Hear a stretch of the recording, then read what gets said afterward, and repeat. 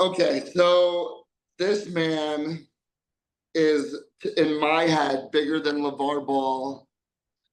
Um, I have no idea why Illinois has not celebrated this man and his wife. But it's a good thing because I get to first. I brought a guy I met. See, the kids are 21, 22 now. They were 9. So like 12 years ago, maybe 11 years ago. Yeah. I had to play against this dude. And God, I hated it. Titcus Pettigrew. I'm so happy he joined me. Maybe the #1 dad in Illinois. And I'm a dad, and I'm saying that. 5 Division I athletes, all high character kids. And I said, dude, what am I doing? I need to get this dude from North Carolina on, get some of that Southern hospitality in our conversation. So my guy, here's my question to you. What the hell are you feeding your children? Nah, it's just their whole life has been part of a gym. It's like second nature to them because if I'm not in the gym, my wife is in the gym. So even when they with us, they have to be in the gym. So we don't take them there and force them to do anything. It just make them a part of their everyday livelihood. Then they just adapt. They start watching. They start saying, "Huh, I like this. I want to try this," and then we just plant seeds and watch them grow. What? So you played football at Penn State, right? Yeah, I played basketball and football at Penn Oh, I State. didn't know you played basketball too. I knew football. And then Yeah, how about your wife? she played volleyball there for 4 years. She's highly decorated. She went to 3 national championships, won it in 90. Penn State's Hey, you first. want to say hi? Titcus, what's up, big dog? What's going on, man? My boy, you the man. You the man, baby. So she played volleyball 4 years at PSU. Yeah. I went to 3 national championships, won it in '99. In Hawaii against Kerry Welsh and Logan Tom. Then she went on to play a little bit professionally. She tried to go to the beach. The beach and hardwood are 2 different things. By that time, I got injured out with the San Diego Chargers. So we decided to move back to Illinois instead of Carolina. And then we started our company, Next Level Athletes. It was started in '05, and that's where we started our training. And I'd been introduced to Frank Kaminsky, Riley O'Toole, David Sobolewski. So I got a hold of them guys and just was training them. And then word got out fast, and then everything else just kind of fell into place for me. I do want to let you know that when we were in Disney World, we walked out of a loss into you and your boys who just won. And I do want to tell you, Scott and I were very jealous of you guys. And I had to be a man and be like, yeah, man, yeah, okay, yeah, I'm proud of you, yeah. And I was like, motherfucker. So tell me what the magic formula is. Like, what do you guys do? What does a weekday look like, right? Like, what do you do with your children? What have you instilled in them that's like part of the process? So basically, at a very early age, we try to install everyday disciplines, like asking them to make beds, do chores, just the little things. Because as they get, they make it's for a bigger purpose. So that's the first thing we get them to do is focus on disciplines. And the second thing is we ask them to fall in love with the work. Have fun, but if you're gonna do it, you gotta fall in love with it because if you don't love your craft, you're not gonna be wanting to go do extra training, work out with trainers, do speed and agility, core plyometrics, come home, try to eat right, do it again. There's no way. And that biggest challenge with people with their children is asking, okay, can I push them as hard as I want to push them, and also ask them to love what they do? And that's hard, but if you can get that trigger, then you have the true formula. Because when I'm watching right now, you go back to everyday routines. Brady and Joy, my two kids now that's in the house, they will literally go to school all day, get out of school, get in the car, drive to Deerfield, go do spear, get done with spear, rush back to Bolingbrook, do private lessons, get done with private lessons, come home and do their workout stretching routines. And this is like 3 days a week. And I'm not asking them to do any of it because they love what they do. They So fell in love with it. yeah, so that's what keeps their hunger and gets them at the level that they're at. Do you ever have to, and I know the answer to all my questions because I know you, but for everyone else, do you ever have to tell Brady or Joy or JT or Trey, did you ever have to tell them, hey man, go outside and work? No, no, because at the end of the day, they see it, and they had a chance to watch their mother. They had a chance to be around me, even at an early age, and just see the commitment to work. That's what my slogan has always been: "The work will show." Because I tell them all the time, I don't care how talented you are, you can get outworked. Like at some point, 100%. you're gonna meet somebody just as good as you, but they're gonna outwork you, and then you're gonna be scratching your head trying to figure out what's next. Well, if you don't commit, that you're never gonna beat that kid. Um, I love the Spear guys. And by the way, it's not Deerfield, it's even further north, Vernon Hills.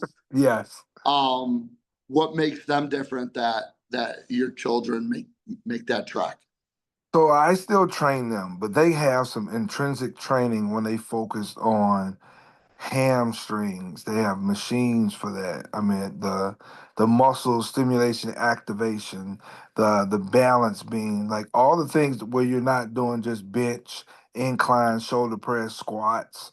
Like they focus on those quick twitch, Mhm. which and flexibility. Flexibility is key because not a lot of kids want to stretch anymore. Everybody Yeah. want to get stronger. It's key to prevent injuries as well. Children don't realize that. Yeah, yeah. So everybody wants to get bigger, faster, stronger, but they don't want to be flexible in this process, which you're just gonna get tighter, and then you're gonna pop and pull all your muscles. Yeah, dude. I mean, every kid I talk to absolutely loves the Spear guys. Um, and that always intrigues me. I'm gonna have them on my pod. Um, I love to see guys that have relationships with the kids after. Yeah, You know, that totally shows me that you're not a transactional person and that you actually love what you're doing. yeah, Um, like Ryan Cohn, who goes to WashU, he's a junior. I mean, weekly he still texts and talks to those guys, and he's down in St. Louis, right? Um, I gotta get my ass over to Vernon Hills. It would probably do me some. I mean, I'm built like a pear, but um, when when did you? So hold on, I need to tell a story with you on this, and I don't know if you remember this. So my son's in diapers at the time, okay, and just like you, he's only known the gym, right? Like right now, he's somewhere out there getting shots up or passing, and I see you, and I haven't seen you in years, right? And always when we see each other, it's like old time, right? Like right back into it. And you go to me, hey man, how's your boy? And I'm like, he's like 2.5, almost 3. He's like, man, I'll work him out right now. yeah, You're like, come on, man, we'll do 2 ball. I'll get him going. You got my number. Let me know. And I tell that story to everyone, because A, you were super genuine. B, you said it with a smile. And C, it just confirmed that you're fucking out of your mind and I love you. yeah, yeah, But when you did that, I remember saying to my wife, I told her, she's like, well, what do you think? I go, until I'm not changing diapers, Kia, I'm not worrying about that. yeah. Right. But I have to be honest, you're one of the dudes that and Brian Davis, Yeah. that BB. I kind of am like following in your footsteps, right? Um, my kid's constantly putting in work, like I know the Pettigrews and Davis does. So, and you're involved, and that's the biggest thing. Dad involved, Yeah. right? And I don't want to toot your horn too much, but I literally father off of a lot of the stuff you do. Well, I appreciate it, and again, if I can help in any way, shape, or form, that's what it's about. Because I was just raised on it takes a village. So there's some piece and some facet of people who are doing it the right way that everybody can kind of piggyback off of. So, like, I didn't create the wheel, but what I want to be able to do for a lot of fathers is show that you can have involvement in your child's life and development without being overly involved. Like, I 100%. I don't go in gyms and tell the trainers what to do, even if I know what to do. I Yep. want to see if when my kids get comfortable and now they're coming to me saying, "Hey, can you give me a ride there? Can we do this?" Okay, now I'm saying, "Here's the motivation." So yes, I can because I want to be a part of that process. But it's something you hit on too about when I saw your kid. I asked, "Can I train?" Even Antonio Curry, who started NY to LA. I go up to Wisconsin and work with his son, who's a quarterback. But it's when you find your calling and your passion, it's not about money. You'll go to the No end of the doubt. earth to do things for other people. So the reason when I'm in Illinois and I see my kids' success, but I never try to get to the forefront and ask for any type of accolades or awards, is because the expectations. I hope they do that for their children, without getting any incentives, any awards, and I think that's what means a lot to me. Um, I am totally not promoting this person that I'm going to talk about. Um, I'm only going to talk about him as a friend and a person and a human. And it made me think because Brady has an offer from Illinois, Zach Hamer. Oh yeah, yeah, So I always tell people, man, and bro, all these guys are car salesmen, yeah. right? Like they have a script, right? But I always tell people, and listen, I didn't go to U of I. I wish I could have, but my grades were awful. Um, man, I love that kid. And what I love about him, and I'm not telling anyone to go to Illinois because I don't give a shit where you go. I want you to be happy. But what I love about him is that he cares about the process and he cares about that relationship with the kid, opposed to, all right, I talked to Brady, next kid. All right, I talked to this kid, next kid, right? Yeah. And Yeah. copy paste, copy paste. And yeah, I was just talking to him about Brady and Cole, right? And it wasn't even about recruiting, it was just about how special that class is. Yeah. And so that's what I wanted to like. He was one of the people I recently talked to about that. And we're both junkies. And what do you tell me your thoughts on this 2028 class? I told people a long time ago. I saw it in third grade, and when Yeah, I say that, I was blessed to be able to coach all of them to win a national championship in AAU in third grade with that group. yeah, And I just told people, like, I know what Illinois sees, and it was the Davions, the Devin Cleveland, the Jackson yeah, Davis, but I'm telling you, 2028 has so many kids loaded. that nobody even knows yet that are going to hit the scene. And then people will see what I've been telling them the whole time, because you don't just get five or six. I'm talking 10 to 15. They're all spread out. And I can run off names left and right with that class. People will soon start identifying themselves, I would say, after this year, because a lot of those kids had an opportunity to play either JV or varsity right away.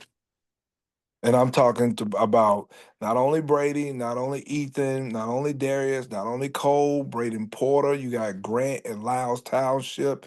You got the 6'9" kid at Shepherd. You got I loved him. Yeah, you got Ben O'Jelly. You got like Yeah. the list just goes on and on. It's With this. awesome. Yeah. So which is good for Illinois basketball. So we can just say, Finally. yeah, my biggest thing is cut the politics and just focus on promoting kids because every other state, if anybody is a top kid, they get behind that kid. Yeah. We just seem to pit kids against each other. I don't care about what your rankings are, but at the same time, why can't we say, you know what? Everybody in 2028 in Illinois is better than anybody in Ohio. It's better than anybody in New York. We won't do that, but every other state will get behind their players and do that. We just gotta pick one kid and say he's the chosen one, and then when he flops, you basically crapped on everybody else. You hit the nail on the head, and I gotta be honest, that's the definition of living in the North Shore. Yeah. They all like I mean, we live in Glenview, and my wife and I keep it real, and I'm going public. We hate it. We hate I'll give you an example. My son's the only black kid on his tackle football team. Okay. Yeah.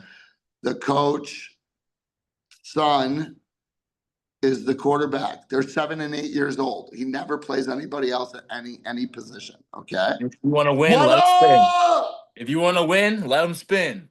Hey, I told my son to say, Coach, put me in, let Booby spin. So what we deal with, Saturday, we're out in McHenry, which I'm never as a Jewish man and having a black son going back. I was nervous out there. The dude took off. They handed Jonah the ball, gone 40 yards, gets tackled at the 2-yard line. Back to the offensive line for the rest of the game, right? And we deal with it. And I didn't, the kid Donovan Robinson, he was from Loyola to Washington. Yeah. So him and my son are really close, and my wife and his mom are close. And she told me, Katina's like, buckle up, baby. She goes, you don't know how bad these people are. And I was like, oh, it'll be fine. It is not fine. Yeah. And it's amazing that they're adults. Yeah. Adult. Instead of rooting for, I was just talking to Jason Rader about it. Instead of rooting for these kids, cheering them on, bringing Illinois basketball back, we're trying to create more animosity. That's what it is, and it's almost a divide and conquer effect. So I think I'll continue to stay in the shadows, but always promote all kids because at the end of the day, I want to see them all make it. I'm just not rooting for mine. I really do want to see them all make it, and at the way they set this up, it's always going to be either I need to be better than you, I'm competing against you, instead of saying this class is special. They all have their strengths and their weaknesses, but as a whole, I don't. It's loaded. Yeah. Loaded. Yeah. Loaded. It reminds me of 1998. Quentin Richardson, Bobby Simmons, Kevin Fry, Lucas Johnson, Joey Range, Lance Williams. I mean, that Corey Maggette, Fenwick. I haven't seen anything since. Yeah. Jabari had a decent class with Jabari Parker, but it's not this. Yeah. And the 2029 is just as good. Yes. And there's a lot of good 2030s. And I'm starting to really pay attention to the 2029s because I'm seeing kids. Like it's a good feeling right now to have. I just want people to kind of clear their mind, let their bias go, and just say, you know what? Let's get behind Illinois kids, period. Man, I would because listen, back in 98, we all were Team Illinois, man. Yeah. Like we were excited about who we were putting out. Yeah. And, I remember going to see Maine West play Eddie Curry. And it was an awesome gym. Yeah. You know what I mean? I remember seeing Andre White play at Zion Benton. It was an awesome gym. Now, everyone wants to see people fail. And it's so gross that these are adults. Yeah. Because Tell now, me what but it's like to be a dad going to these Nike circuits. it's I actually love it because I love the competition. Yes, The one thing about Nike, you can't run from smoke.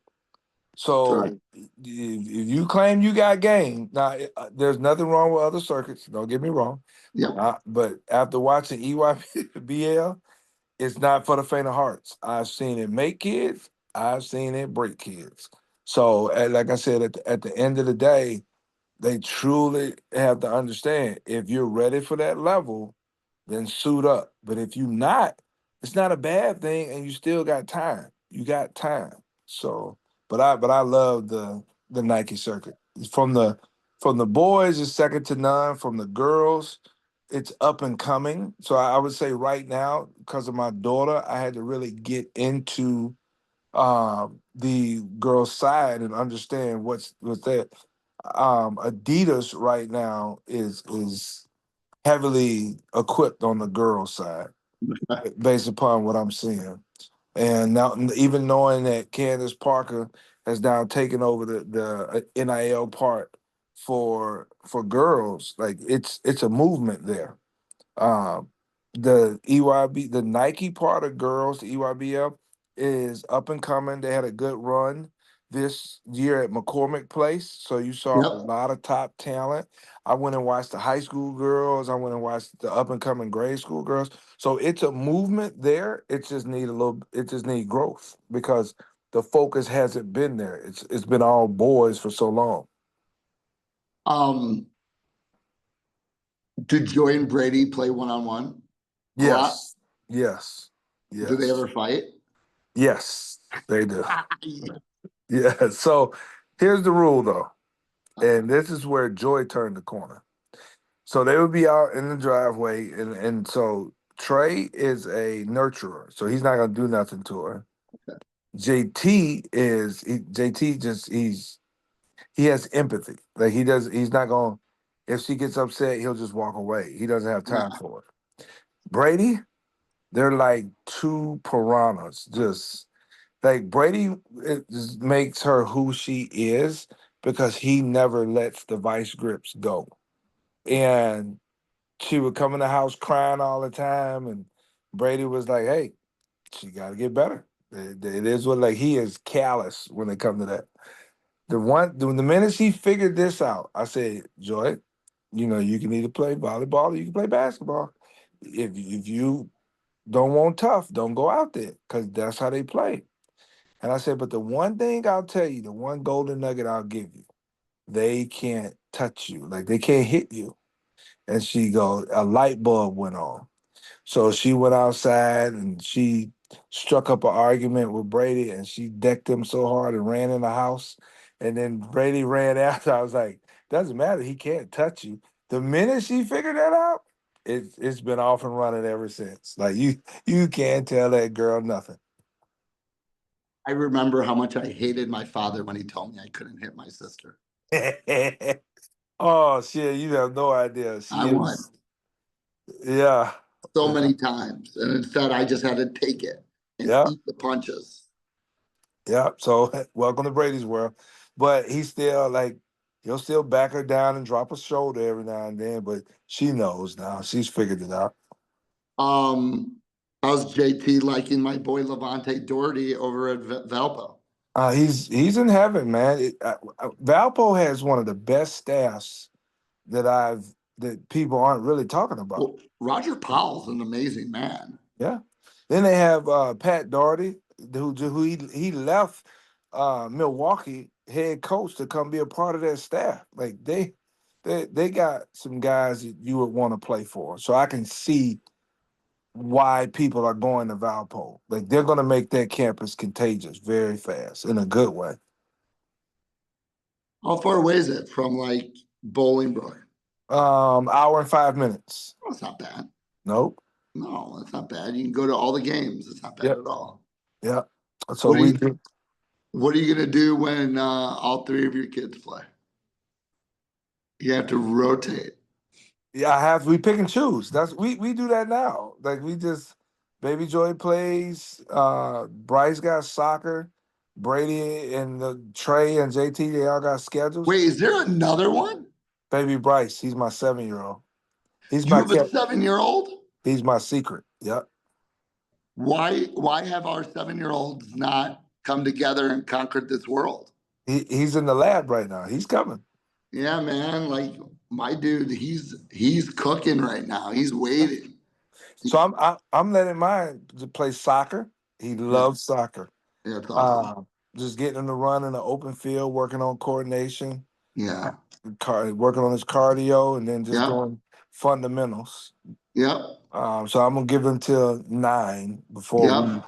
yep. Yeah, Bro, I love you. I just had this kind of someone asked me, "Hey, can Jonah come play?" I said, "We don't do games." yeah, I said, "The only thing we do is fundamentals, and we work skill work."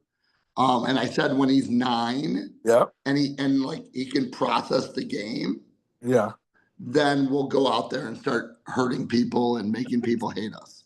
yeah, yeah. Speaking of him, come here, dude.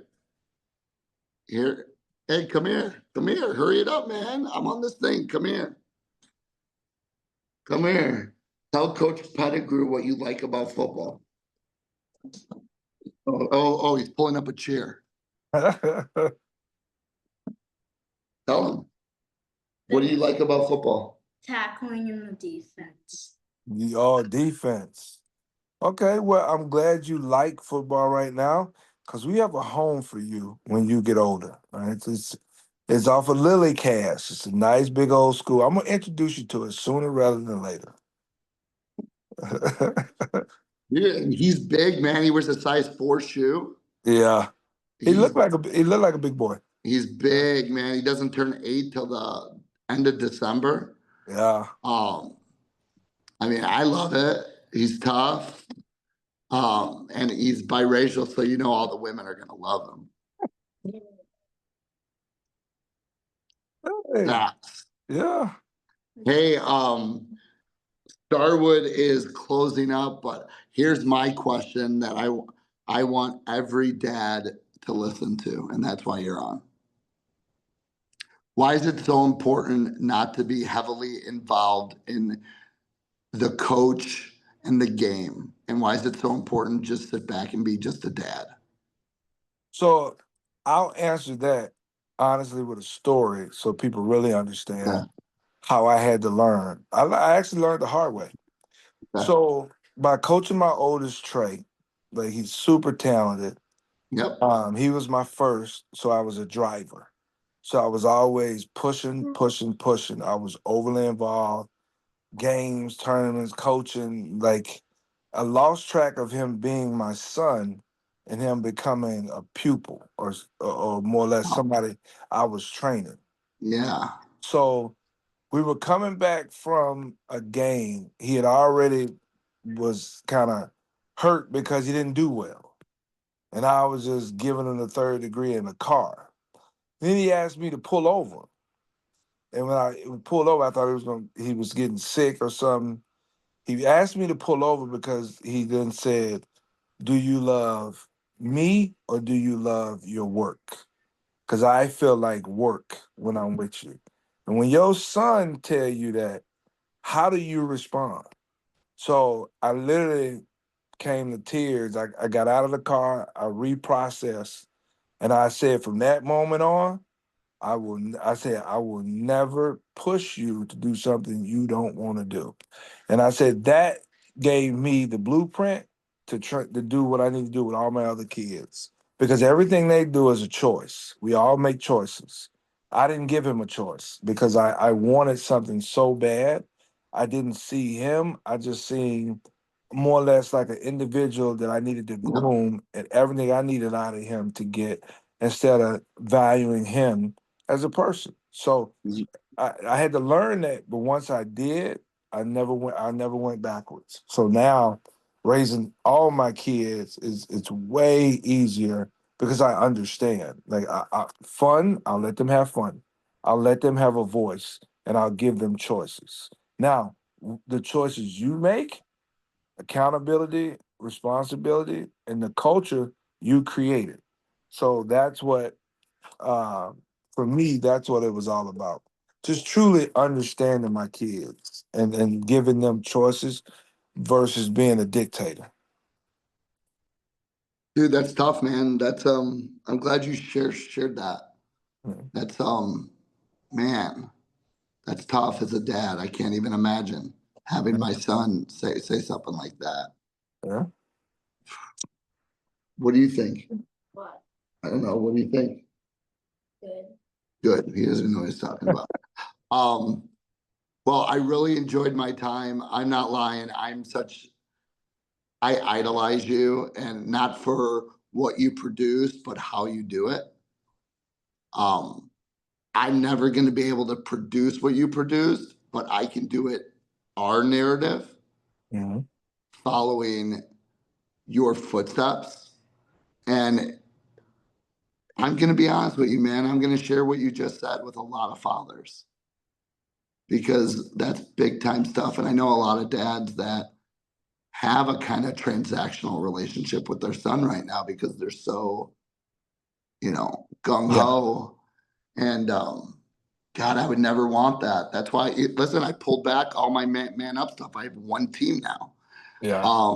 because I don't want to miss. I Yeah. want to be dad. Yeah. And that's the number one thing. Like for me, I had opportunities to go coach college. I had opportunities to go coach Sure. NFL. I could have been there and done that. Not having a father, I understand the value of being there for mine. So Yeah.